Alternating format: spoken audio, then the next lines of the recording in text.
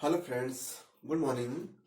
आज हम देखेंगे यहाँ पर बीएससी सेकेंड ईयर का फर्स्ट पेपर इनऑर्गेनिक केमिस्ट्री, जिसमें आज हम देखेंगे ट्रांजिशन एलिमेंट।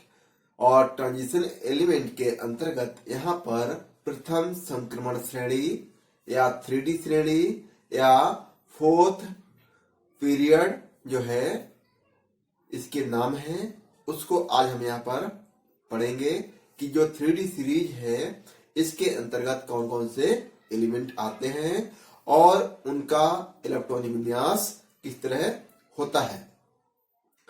तो यहाँ पर शुरुआत करते हैं हम 3D सीरीज की।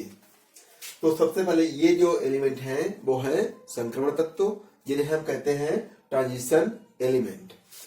तो 3D सीरीज श्रेणी या 3D सीरीज, फर्स्ट सीरीज या फोर्थ पीरियड, इसके कई नाम से इसे जाना जा सकता है। 3D सीरीज या 3D series, first series, fourth period.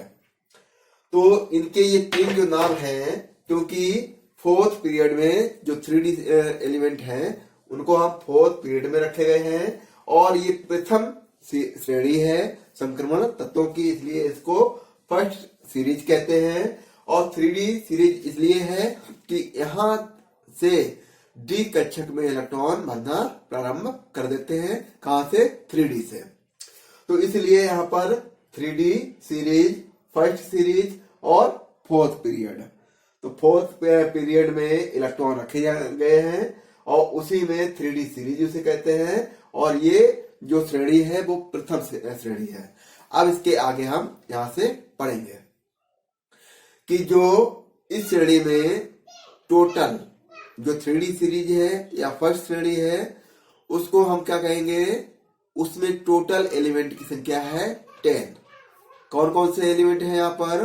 Scandium है, टाइटेनियम है, वैनेडियम है, क्रोमियम है, मैग्नीज है, आयरन है, कोबाल्ट है, निकिल है, कॉपर है और जिंक है।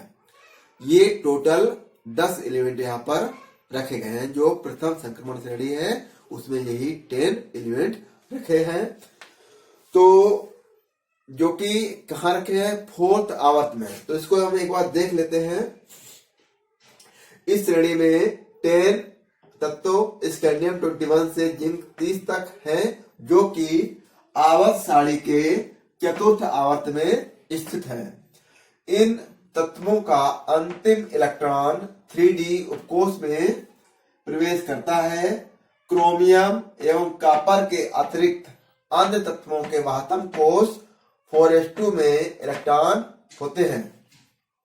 क्योंकि अर्धपूरित एवं पूर्ण पूरित उपकोष का स्थायित्व अधिक होता है, इसलिए क्रोमियम में D5, D4 के स्थान पर तथा कॉपर में D10, D9 के स्थान पर इलेक्ट्रॉन हो जाते हैं।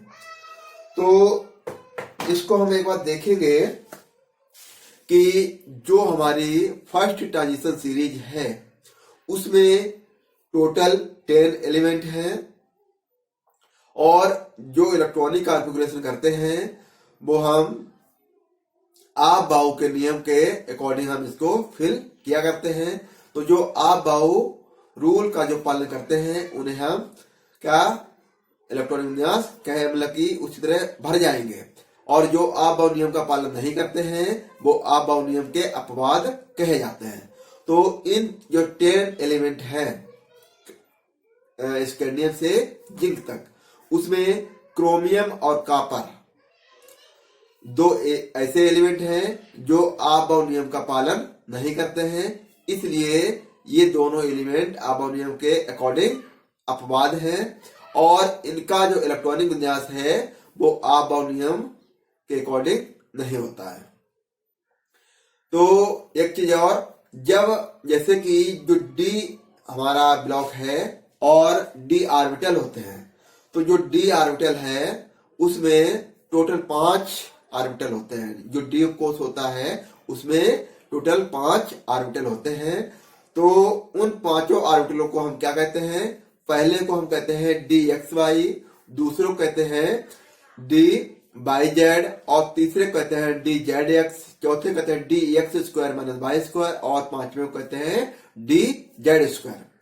तो ये 5 जो ऑर्बिटल हैं उनमें जब हम आबाउ के अकॉर्डिंग या हुंड के नियम के अकॉर्डिंग हम इलेक्ट्रॉन विन्यास में इलेक्ट्रॉन भरते हैं, तो जब एक एक इलेक्ट्रॉन उसमें फिल होता है और ये जब हाफ फिल हो जाता है, एक एक इलेक्ट्रॉन प्रत्येक ऑर्बिटल में पहुंच जाता है, तो इसकी जो ऊर्जा होती है वो मैक्सिमम होती है, या इसका स्थायित्व है वो अधिक होता है। और ये जब फुल फिल होता है तो भी इसका जो स्टेबिलिटी होती है वो अधिक होती है। तो कहने वाला ये हुआ कि जो डी कोष के जो ऑर्बिटल हैं जब वो हाफ फील्ड होते हैं और जब वो फुल फील्ड होते हैं तो ये मोर स्टेबिलिटी इनकी होती है, अधिक स्थायित्व तो इनका होता है। इसलिए ये एक इलेक्ट्रॉन एस कक्षक से अपनी ओर खींच लेते हैं। और ये जैसे कि क्रोमियम, अभी हम बताएंगे कि क्रोमियम में जो क्रोमियम का 24 एटॉमिक नंबर होता है, और आबाउ के नियम के अकॉर्डिंग इसमें 3d4 और 4s2 इसका इलेक्ट्रॉनिक विन्यास होना चाहिए, किंतु ऐसा नहीं होता है। ये जो मतलब कि डी ऑर्बिटल है वहां से एक इलेक्ट्रॉन एस कक्षक से एक इलेक्ट्रॉन कहाँ आ जाता है 3d में, तो 3d में तो 3d5 हो जाता है। अभी हम यहाँ पर करके दिखाएंगे आपको कि जो क्रोमियम है, यहाँ पर मैं करके देख रहा हूं, एक बार देखिए। ये जो क्रोमियम है, क्रोमियम 24, तो यहाँ पर 1s2 2s2 2p6 3s2 3p6 और 3d4s1, और यहां पर आ जाएंगे 5। तो कितने हो गए 10 12 18 और 6 24।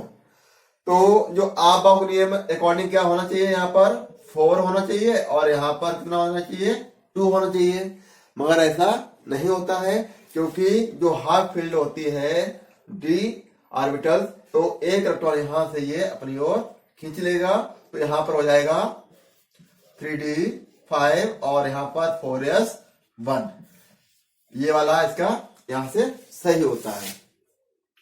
तो यहां पर हम आगे देखते हैं कि इस तत्वों का पूर्ण इलेक्ट्रॉनिक विन्यास कैसे होता है। आर्गन 18 और 4d1 to 10 4s1 से 2 होता है।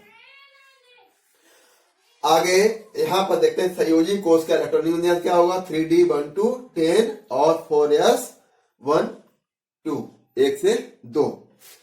तो यहां पर हम देखेंगे कि जितने भी इलेक्ट्रॉनिक विन्यास हैं, जितने भी एलिमेंट हैं यहाँ पर, तो कितने एलिमेंट हैं इस कॉलम में 10 है। कौन कौन सा है, पहला जो एलिमेंट का नाम है वो क्या है, सबसे पहले स्कैंडियम, दूसरा है टाइटेनियम, तीसरा है वैनेडियम, चौथा है क्रोमियम, पांचवा है मैंगनीज, छठा है आयरन, सातवां है कोबाल्ट, फिर निकिल, कॉपर और जिंक।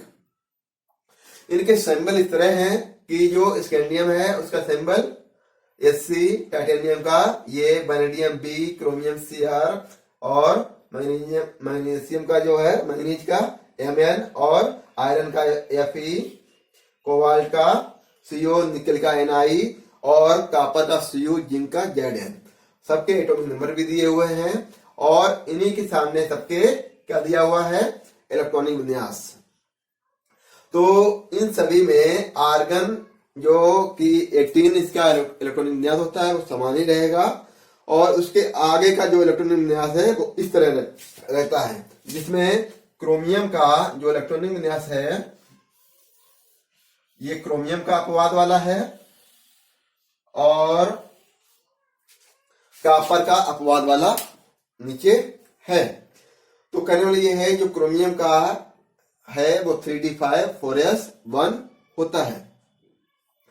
तो जो 3d सीरीज होती है उसमें सबसे पहले हम आबॉव नियम के अकॉर्डिंग ही इलेक्ट्रॉन विन्यास करते हैं, और करने के बाद जो हमारे डी एलिमेंट हैं, डी ब्लॉक के एलिमेंट हैं, उनके जो ऑर्बिटल होते हैं वो हाफ फिल्ड जब होगा तब उनका स्थायित्व अधिक होगा, और जब वो फुल फिल्ड होंगे तब उनका स्थायित्व अधिक होता है। आगे हम अभी यहाँ पर देखेंगे।